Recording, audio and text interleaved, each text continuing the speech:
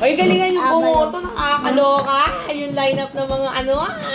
Hello mga Giant Chocayalis po. Let's take another bite. This time, ASMR natin. O ayun, balikan ko lang. Hindi ibig sabihin na mura at affordable yung homeschooling para sa akin, eh hindi ko na napo-provide sa anak ko yung quality education. Hi, I'm Chris, a Rakitera homeschooling nanay kay Liam at kasama ang aking Diyosawang si Justin. Let's make the most out of my remaining years before I turn 40 at samahan niyo ako sa aking journey! Hi everyone! Welcome back to another vlog. Samahan niyo kami sa aming anong ginagawa natin ngayon, Liam? Mag-cloud hunting sa Opal or sa simbahan. Yes! Tayo ay merong homeschooling session brought to you by yours truly. Ang mami ko siya magtuturo ng English at saka science kay Liam. So, eto yung itsura ng kanyang room. Wala masyado pang gamit. Kung makikita nyo, meron lang tayo whiteboard dito. Pero, it works for us. Hindi pa ito yung best setup, I feel like, pagdating sa pag-homeschool ni Liam. Pero, eto na yung maipo-provide natin sa ngayon. So, tara, samahan niyo ako magturo. So, lagi kami nagsistart sa maikling prayer at saka Sa national anthem. yes. Why is it important to sing the national anthem, sweetheart? Para alala natin. Oo. Tapos, yun ang gagawin natin ngayon. Meron tayong tablet dito. Na grabe naman kadugyot ng tablet na to, na nakakaloka. Favorite ko tong ano na to. Yung, ano tawag dito? Wet Wet wipes. Clean fan. Hindi nila sponsor, pero lagi ako nabili nito sa TikTok. Okay. Kanta tayo ng Lupang Hinirang. Or according to Senator Bato, Bayang Magili. Ay, sus! Oy, galingan yung bumoto, nakakaloka. Yung lineup ng mga ano. Ano pa na santo political, nagkagulo-gulo na yung mga basurahan dito. Ako sinasabi ko lang sa inyo, galingan yung bumoto, ha? Kasi, kinabukasan ng mga anak natin na nakasalalay sa mga nasa posisyon. Oh, siya. Okay, so today we will be learning more about ano ba pag-aaralan natin? Teka. Anong pag-aaralan natin? English, science. Do you want to start with English? Science. Science later na lang kasi lalabas tayo. Okay? English. Alright. Lupang hinirang, bayang magiliw, perlas na silangan ang mamatay ng dahil sa'yo. Sana may flag pala dahil. Dapat bumili ako ng flag, no? Para pag magpa-flag ceremony tayo. Thank you, Liam, for participating. I appreciate that. Now, can you please lead the opening prayer? So, let's fold our arms, bow our head, and close our eyes. Liam, you can pray. Holy Father, I could be great at homeschool. I don't cry, so I will be strong. In Jesus' name, amen. Amen. Thank you, Liam. Okay, can you please hand me your pencil? Because our first activity is we are going to write your name. So, si Liam, magaling siyang magbasa, magaling siyang makaintindi ng concept. Pero ang pinaka-challenge namin ngayon ay pagsulatin siya. Siguro dahil naboboring siya kapag nagsusulat. Kaya, ang ginagawa namin, pinapasulat namin yung kanyang name. So, yun ang gagawin natin, Liam. So, you're going to write your name. Can you please put your foot down? Hello mga Giant Chocayalis po. Mag-join ka lang, dito lang. Lahat ng mga joints ko, punta kayo dito. Check mo ako, nag-activity ako. Huwag kayo umalis kasi akala mo boring. Hindi naman boring. Hindi ba boring? Sabi mo yan, hindi boring, ha? Hindi yung mga joints. Okay. Sorry. This is our module for today. Ito ay pinapadala sa amin ng aming homeschool provider, which is Casa de Libro. And ang kanyang lesson ay conjunctions, nakakaloka. By the way, yung schedule niya medyo behind ako ng konti. Actually, malala. Behind ako ng malala sa English at saka sa science. Kasi medyo marami tayong ginatrabaho, maraming deadline. Oh. Pero ang maganda naman dito sa homeschooling setup is if may mamiss ka, pwede mong balikan. Actually, ang pasok ni Liam or ang lessons niya lang sa akin ng English tsaka science and sometimes makabayan is like twice a week. So, ang gagawin natin, mag-everyday tayo para mahabol ko yung mga na-miss ko na lessons. Eh, mabilis naman makagets to si Liam, kaya madali siya turuan. Grabe, no? Coordinating conjunctions, nakakaloka. Grade 1, may ganyan na. So, the challenge here is, if you are the teacher, like ako, halimbawa, hindi nyo naman kailangan magkaroon ng degree sa teaching. It will help, kung professional teachers kayo, like Mami Kirsten nyo. But kasi ako, professional teacher ako na high school, hindi ng elementary. So, medyo may challenge siya sa akin to simplify yung concept so that my grade schooler here can understand yung mga lessons. Okay? So, dami ko chika sa inyo. Magsisimula na muna kami. Wait lang, ha? Hello everyone. Nasa banh mi. Gusto ko kumain na yung plain bread with butter lang. With butter na ball para masarap. Yes! Hi everyone! Merienda time and we are here sa aming favorite na banh mi place. Dito, saan nga to, Daddy? Banawi. So, kakain tayo ng mga favorites ko. And si Liam? Dito yung sa Ace Water Spa or sinasabi ni Daddy, Space Water. So, malapit lang to sa Ace Water Spa. Wait lang, kunin ko lang kayo kasi may uupo na ata dito sa table. Wait. This is their menu. And ang favorite namin in-order dito ay yung pulled pork at saka si chicken lemongrass. Mas lalo ko na ating mag-travel at pumunta sa Vietnam para lang mag-banh mi. Actually, isa sa mga bucket list ko yun na pumunta ng Vietnam para mag-banh mi dun sa kanto. So, kinuha na ni Mami Chris yung dalawang favorite namin na flavor. Paghatian namin tong apat. Usually, tig-dalawa kami ni Mami Chris. So, ito yung lemongrass, ito yung pulled pork. So, try na natin siya. Let's take another bite. This time, ASMR natin.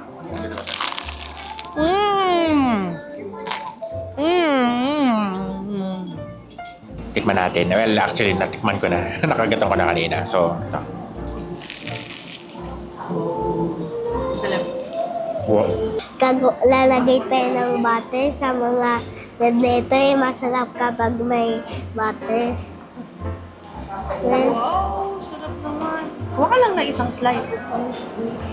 Wow, chef na chef naman siya. Galing. I'll turn the spoon.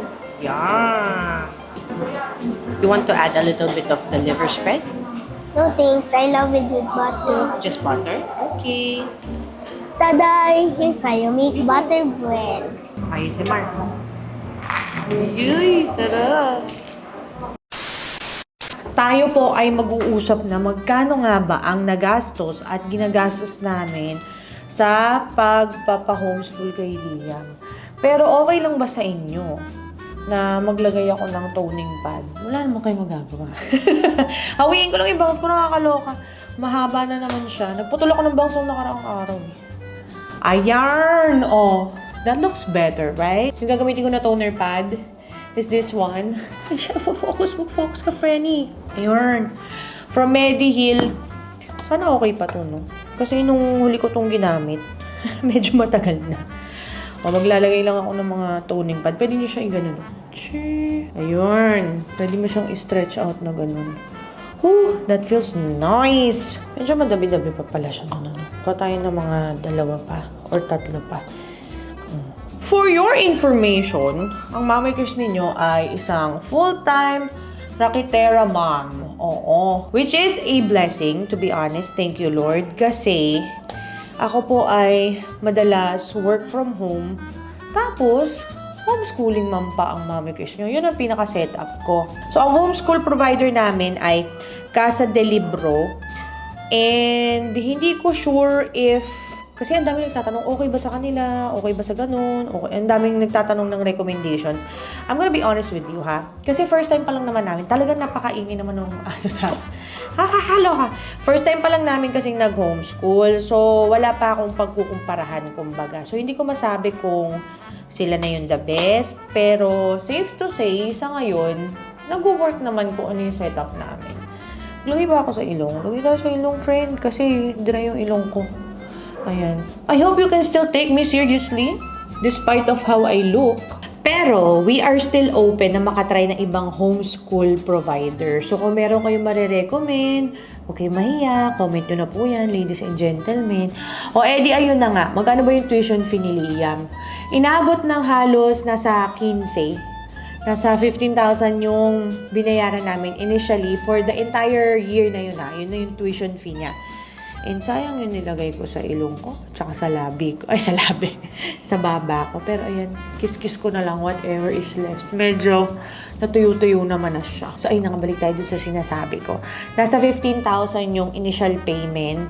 And one-time payment namin siya binayaran. Tapos, kung nanonood kayo ng mga monthly budget videos ko, mapapansin nyo doon, share ko lang ulit yung aking planner ha.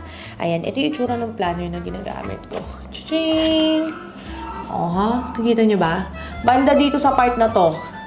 Entertainment, events, 5,000 pesos. Actually, yung 5,000 pesos na yan, ginagamit din namin yan sa mga extracurricular ni Liam, sa mga labas-labas, visit sa museums, experiences, ganyan, na alam namin na makakatulong para mas mag-improve yung mga bagay na natututunan niya. Pero eto ha, disclaimer lang, hindi nyo talaga kailangan mag-set aside ng specific amount para lang masabi natin na magaling kayong homeschooling mom, na very effective kayong teacher, ganon.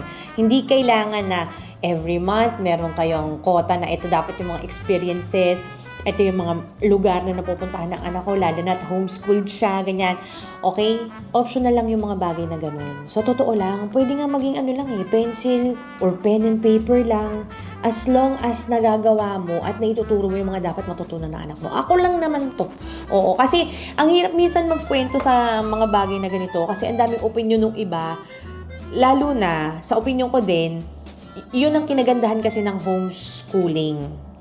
Pwede mo siyang i-adjust, i-modify, depende sa lifestyle at saka sa budget mo. So, whatever works for me, pwedeng mag-work sa'yo, pwede rin hindi. Pwede rin naman yung nagwo-work sa'yo na sobrang mura, hindi mag-work sa akin. Or pwede rin naman yung nagwo-work sa'yo na sobrang mahal, hindi rin mag-work sa akin. Alam mo yun, parang sobrang, parang ko ba siya sasabihin? Customizable. Yun ba yung term? Check natin. Customizable. O, di ayun, tama. Customizable dyan.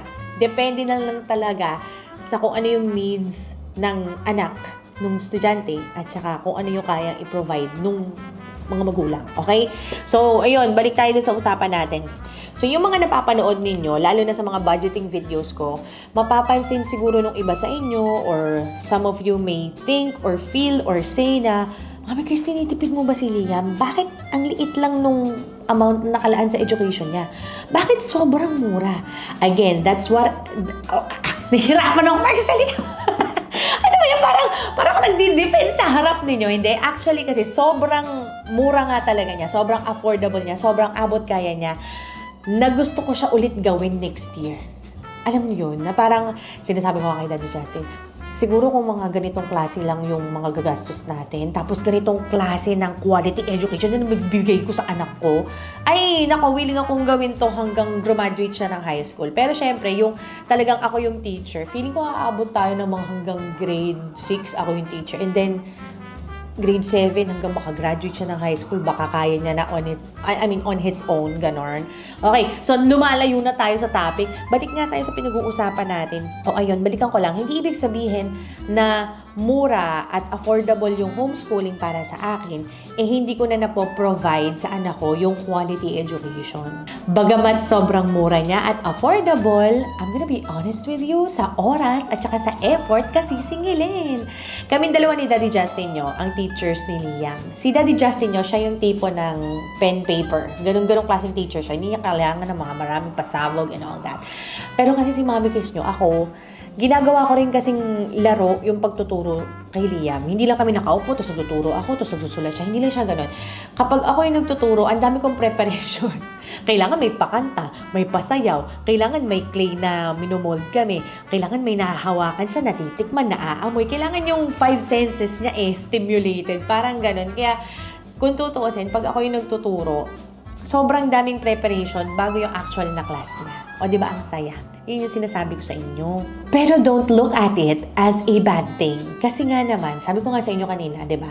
Ang Mami Chris nyo ay isa po akong full-time rakitera. So, parang medyo may pagka-workaholic ang Mami Chris ninyo. And there are times na minsan talaga nahihirapan ako maglaan ng oras sa anak ko na mag-bonding kami.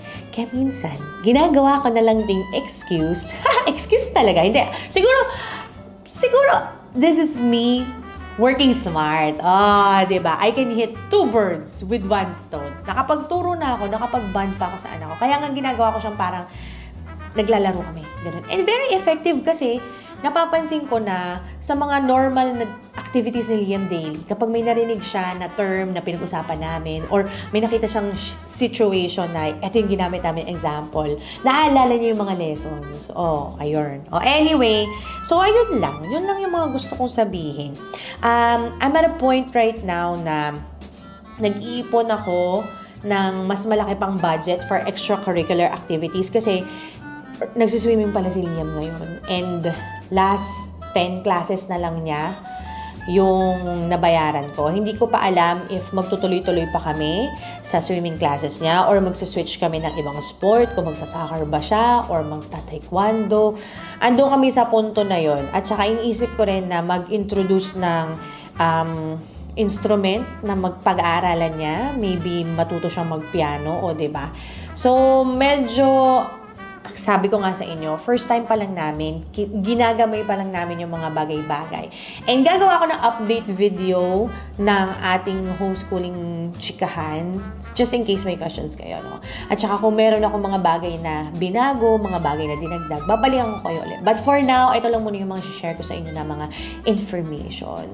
So, ayun lang. Thank you so much guys for watching this vlog. Sana nag-enjoy kayo. Sana na-explain ko ng maayos. Kasi I've tried filming this segment 4 times already. Nauutal ako na hindi ko maintindihan. Pero ayun, thank you so much for watching this video and I hope makita ko kayo ulit sa susunod na vlog. Bye!